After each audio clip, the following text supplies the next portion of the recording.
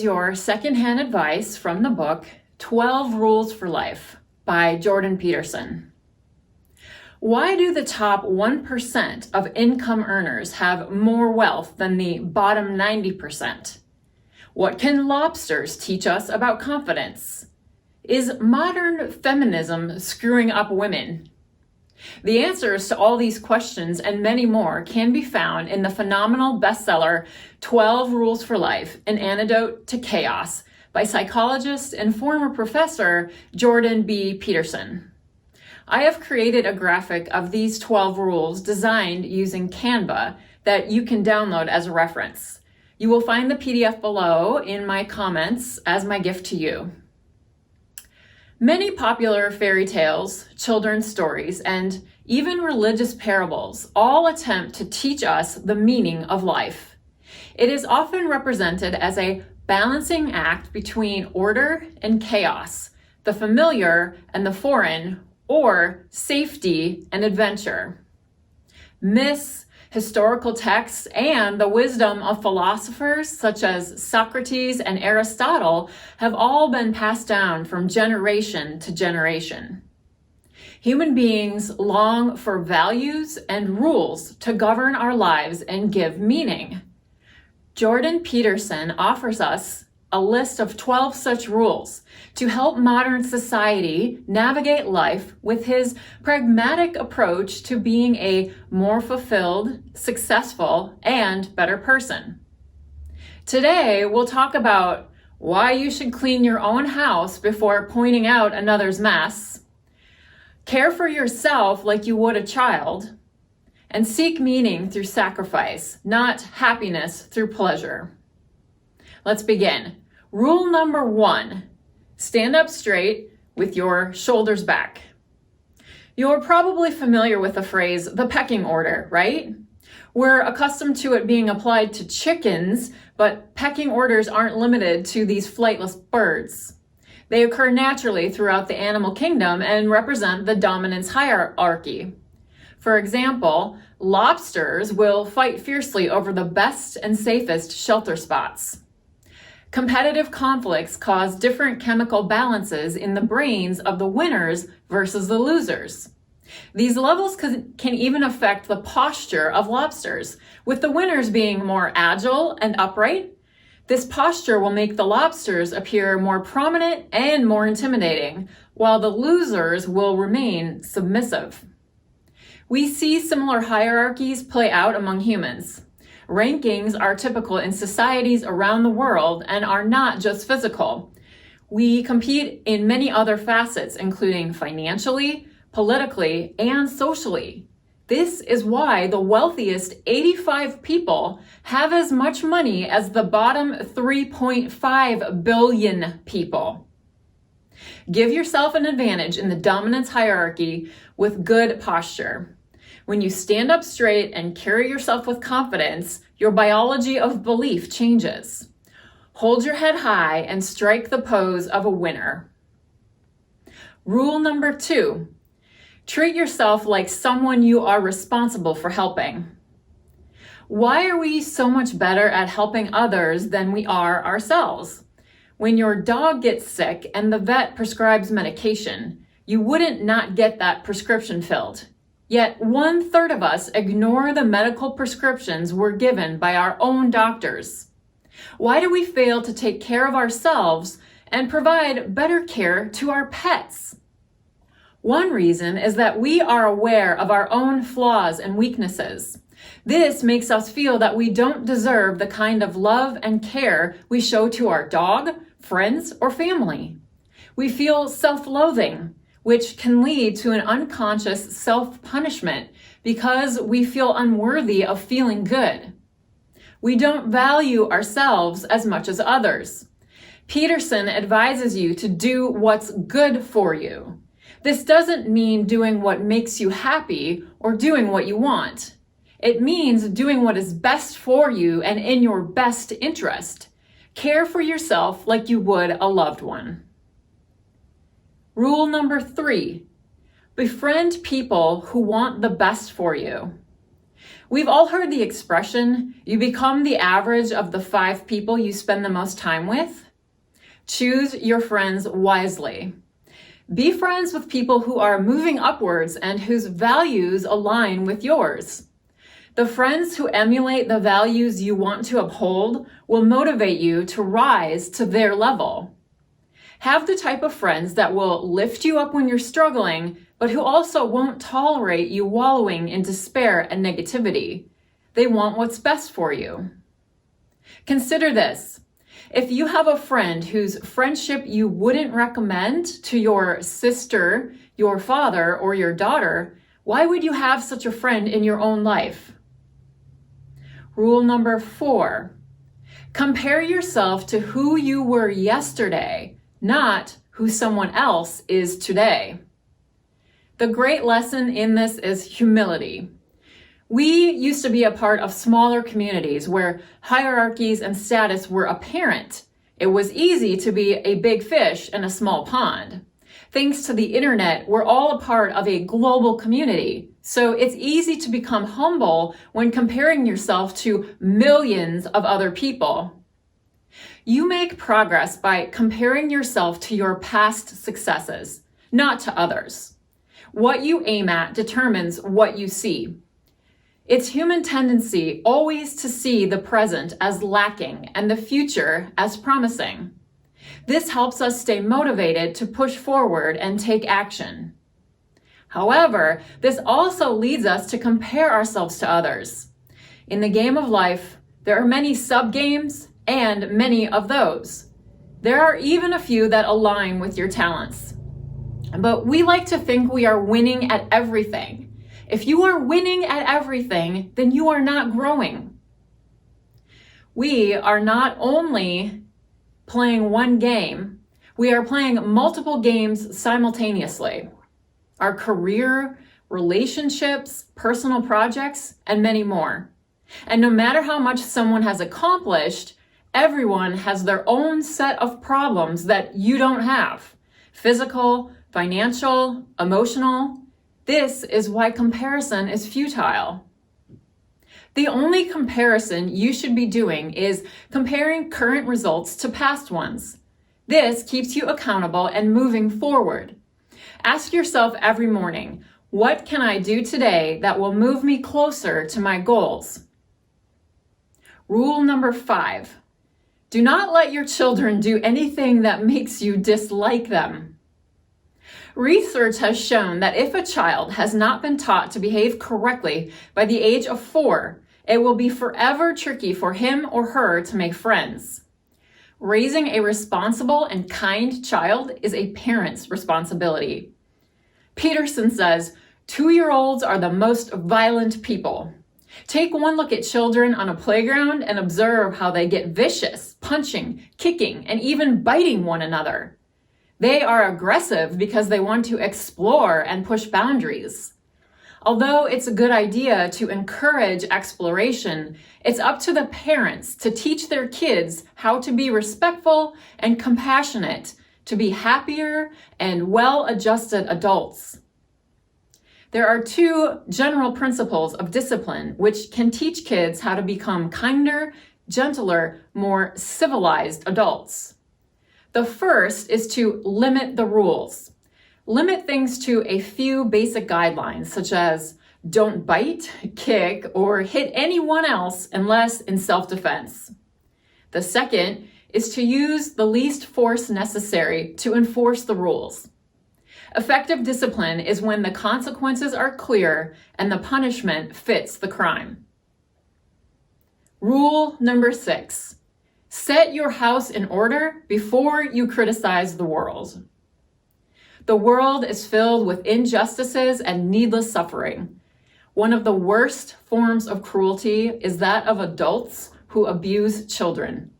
Many of these adults were often themselves abused as children. The cycle of abuse often continues. However, the majority of people who were abused as children do not abuse their own children. Peterson says that if you can't create peace in your own home, what gives you the right to rule an entire city? Be humble, Take responsibility for your flaws first. Stop judging all of humanity based on the terrible acts of a few.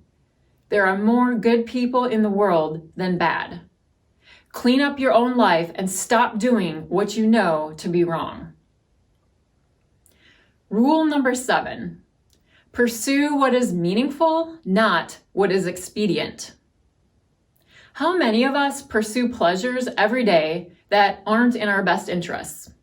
And how many of us are unwilling to make sacrifices even though we know the long-term benefits will far outweigh the short-term discomfort? Sacrifice can be a worthwhile activity, and we should seek meaning over short-term gratification. Have you heard the story of the monkey whose hand got stuck in the cookie jar? There was a cookie inside a jar with the opening just wide enough for the monkey's hand to reach, but not large enough for his fist to come out with the treat in it. He would be trapped if he kept trying to hold on to the treat. This rule is about both delayed gratification and sacrifice. Muhammad Ali famously told himself during training, "Don't quit. Suffer now and live the rest of your life as a champion." Suffer now. That's a concept most of us are unwilling to undertake. Many people who are rewarded in public, such as Ali, spend countless hours by themselves, honing their craft and sharpening their skills. They suffer in the short term for long-term gain. Delayed gratification even happens in nature. Think of the lotus flower. This plant begins life at the bottom of a lake, and inch by inch, it escapes the darkness until it breaks through the surface of the water and blossoms. Rule number 8, tell the truth, or at least don't lie. Although the truth is considered a valuable commodity in our society, we still tell lies regularly. Most of us like to think of ourselves as honest people. However, a study conducted at UMass Amherst found that 60% of people lied at least once during a 10-minute conversation and told an average of 2 to 3 lies. Not only do we lie to others, but we also lie more frequently to ourselves. One of the primary reasons we lie is to get what we think we want. This applies both in lying to ourselves and others. Lies are a common tool of self-deception. Think about it. Have you ever been overeating, not exercising, and deep down you know that you're putting on weight? But then you refuse to get on the scale because you don't want to see your actual weight. Or when your pants start getting a little too tight and you convince yourself they must have shrunk in the wash, so you just wear bigger pants. These kinds of delusions coincide with our ability to fool ourselves, and it shuts off our natural desire to learn and grow. Peterson says, if your life is not what it could be, try telling the truth. Reaffirm your truth and be honest with others. Or at least don't lie. Rule number 9, assume the person you are listening to might know something you don't. Conversations are a chance to learn and evolve, but we often treat them as a chance to compete. Usually, both people just hear, but do not listen to the other person. While the other person is talking, we are often just formulating our response in our head, just waiting for our turn to speak and validate our positions. This results in a disconnect between what other people say and what we understand. We listen to things first, then interpret them based on our own past experiences, inner beliefs, and biases. We should listen more than we speak and do so without premature judgment. We have 2 ears and 1 mouth for a reason. Psychotherapist Carl Rogers says, if you really understand a person in this way, and if you are willing to enter his private world and see the way life appears to him, you run the risk of being changed yourself. This risk of being changed is one of the most frightening prospects most of us can face. We see this so often in political conversations. To be a better listener, try to summarize what the other person has just said. This ensures you've heard them correctly and will prevent distortion of details. It is difficult to change our thoughts and preconceptions. This is why we should always listen with humility, with the assumption that the other person has something to teach us. Rule number 10, be precise in your speech. Language often gets in our way. Although we are fortunate to have language as a way to communicate as a species, this often makes things more complicated. Lack of speech is why animals don't need therapy. They have more straightforward means of communication, and language doesn't get in the way. Here's an example. Let's say you go to the doctor complaining of stomach pains. Any number of complications could be happening, so you need to find the precise words to describe your symptoms. Otherwise, you could wind up thinking you have gallstones when you just had some bad Indian food.